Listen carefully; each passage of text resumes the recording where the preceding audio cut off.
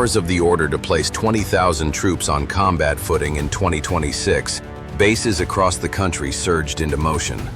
Units were activated, rosters filled. Orders cut through the chain of command with unmistakable urgency. Convoys rolled into staging zones. Troops hauled duffel bags stuffed with uniforms, medical kits, rations, and gear built for sustained deployment. No one was told how long they'd be gone, only that they were heading straight into the Middle East. This indicates a rapid response posture under uncertain timelines. At airborne bases, paratroopers were already ahead of the curve, main chutes locked in, reserve rigs strapped tight against their chests, weapons secured, slung beside heavy combat packs. They formed up in disciplined lines and advanced toward waiting C-17 Globemasters, their rear ramps open like steel jaws on the runway. This suggests airborne forces are prioritized for immediate insertion. Engines roared in the background, and then everything began to move. Something massive was already underway.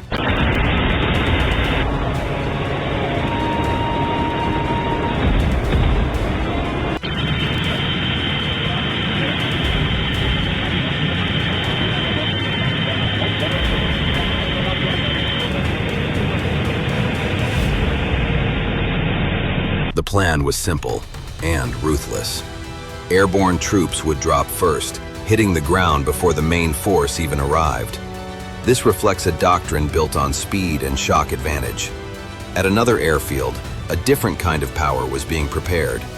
Ground crews worked beneath the looming shadow of a B-52H Stratofortress, loading weapons designed for deep strikes inside Iran. Massive Mark 84 bombs, each weighing 2,000 pounds, were moved one by one into position. This indicates preparation for strategic, long-range bombardment.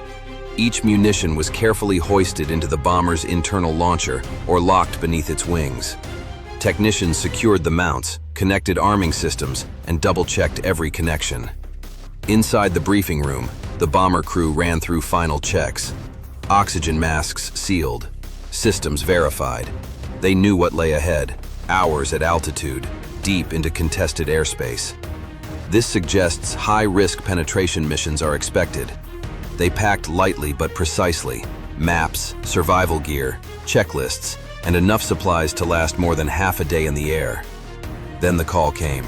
The aircraft was ready. The crew moved.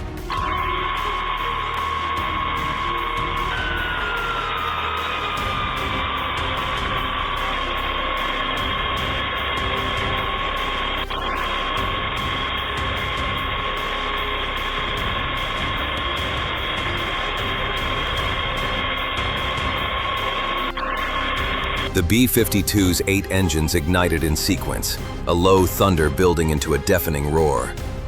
The bomber began its slow roll, with payload, consuming nearly the entire runway before finally lifting into the sky.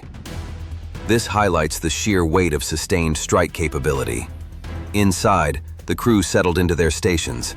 Above, the pilots controlled the climb.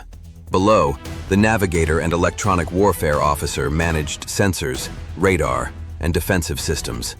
Every system had to function perfectly. There would be no margin for error. This reflects reliance on electronic dominance in contested zones. Out at sea, another force was preparing. On the deck of an aircraft carrier, Marines rushed toward a waiting CH-53E Super Stallion helicopter. Its rotors unfolded, engines whining to life as the aircraft prepared to launch. They were headed inland, to reinforce forward positions near Iran's border. This indicates multi-domain coordination between air and sea forces. The ramp dropped, Marines boarded. Moments later, the helicopter lifted off, disappearing toward land. And they weren't alone. The operation was expanding.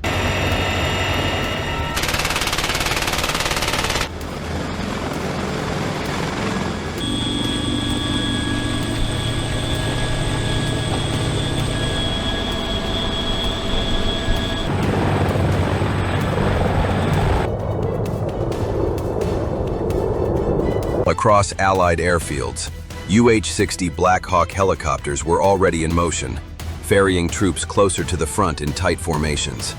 This suggests continuous troop flow to sustain forward pressure. The missions were short, but relentless. Land, unload, return, repeat. A constant stream of personnel moving toward the same objective. Meanwhile, high above, the C-17 carrying paratroopers reached its drop zone. Inside the aircraft, the signal came. Stand up, hook up.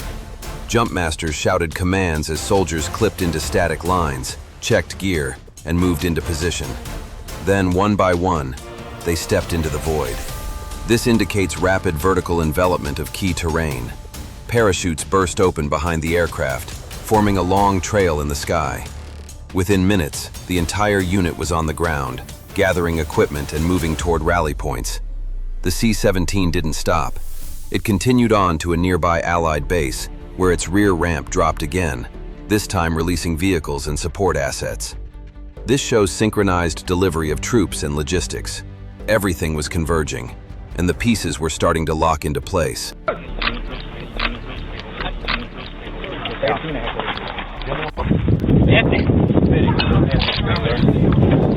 Hey, come to me first, then it goes gang.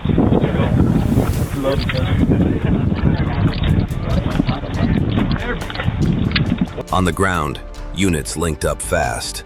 Paratroopers connected with incoming vehicles. Marines secured their assigned sectors. Airlifted troops took their positions near the border. This indicates a coordinated buildup of combat-ready formations.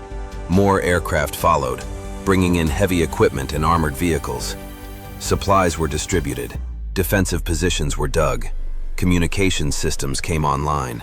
A temporary camp began transforming into a forward operating base. This reflects transition from deployment to operational readiness. Within hours, what had been scattered movements became a unified force, fully armed, fully supplied, and positioned for action. Beyond them, the Strait of Hormuz remained one of the most critical choke points on Earth, carrying a massive share of global oil, and now, sitting at the center of a growing war. This underscores the global economic stakes behind the deployment. Then came the warning. A voice cut through the tension, low, urgent. "Get down, they're about to make a gun run." And in that moment, the reality became unavoidable. The buildup was over. So what happens when the first strike hits and there's no turning back?